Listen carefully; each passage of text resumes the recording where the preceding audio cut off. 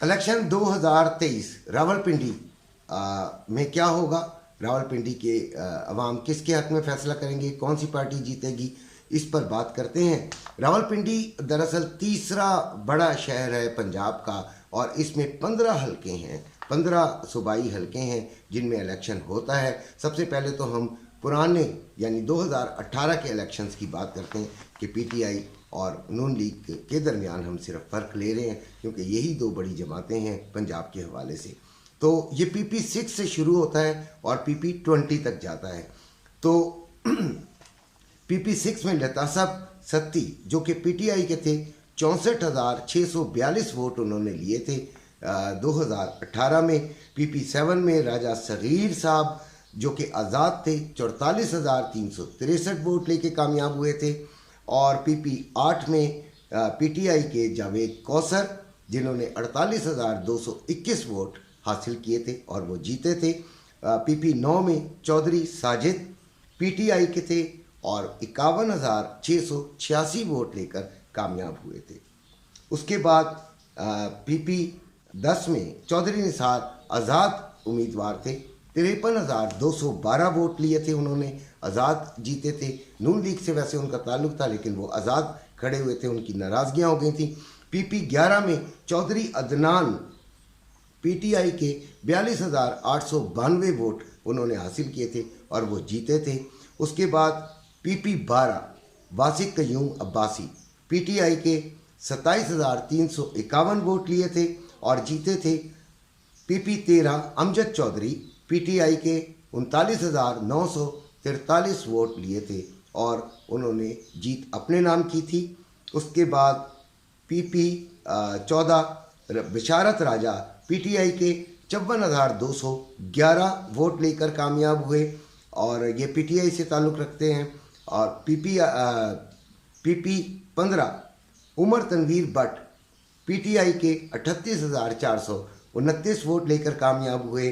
PP 16 राजा Rashid Hafeez PTI के 64,662 vote लेकर कामयाब हुए। फयाजुल हसन चौहान जिनका ताल्लुक पीटीआई से है और वो ओहदों पर भी विराजमान रहे हैं, पीपी 17 यानी पीपी 17 से ताल्लुक़ है उनका, उन्होंने 40,919 वोट लिए। एजाज खान जाजी 18 पीपी 18 के कैंडिडेट रहे थे और पीटीआई के से ताल्लुक़ है, 44,021 वोट लेकर कामयाब हुए थे। अम्मार सदीक 19 जो कि पीपी 19 से खड़े हुए थे, पीटीआई के रुकन हैं और 59,490 उन्होंने वोट लिए थे और कामयाब हुए थे। पीपी 20 मलक तैमूर मसूद पीटीआई के थे और 40,549 वोट लिए थे और इस तरह वो कामयाब हुए थे। तो उस वक्त की सूरत हाल ये थी कि 15 हलके हैं रावलपिंडी के। रावलपिंडी एक अहम शहर है और उस अहम शहर में जीएचक्यू भी है और साथ कैपिटल भी है, तो इसकी बड़ी अहमियत है पंजाब के हवाले से भी और पाकिस्तान के हवाले से भी। तो यहाँ पर 15 में से 13 पीटीआई ने सीटें निकाली थी और 2 आज़ाद जीते थे जिनमें एक चौधरी निसार थे, तो वो उन्होंने तो हलफ ही नहीं उठाया था। और 2 आज़ाद में से जो 2 आज़ाद थे, नून लीग का एक भी कैंडिडेट यहाँ पे बिल्कुल वॉश आउट हो गई थी, उसको एक भी सीट नहीं मिली थी और पीपल्स पार्टी का तो दूर दूर तक पता नहीं था।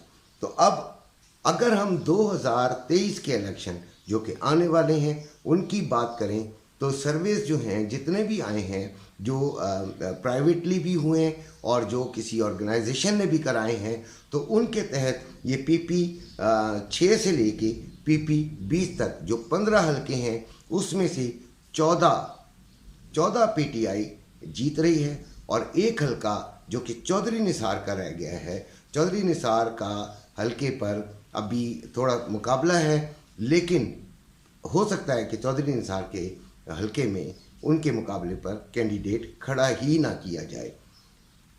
इसी के साथ ये भी बता दूं कि नून लीग जो है वो यहाँ पे बहुत बुरी तरीके से वॉश आउट होती नज़र आ रही है। अपने घर वालों का ख्याल रखिएगा, मेरे चैनल को सब्सक्राइब कीजिएगा। अल्लाह।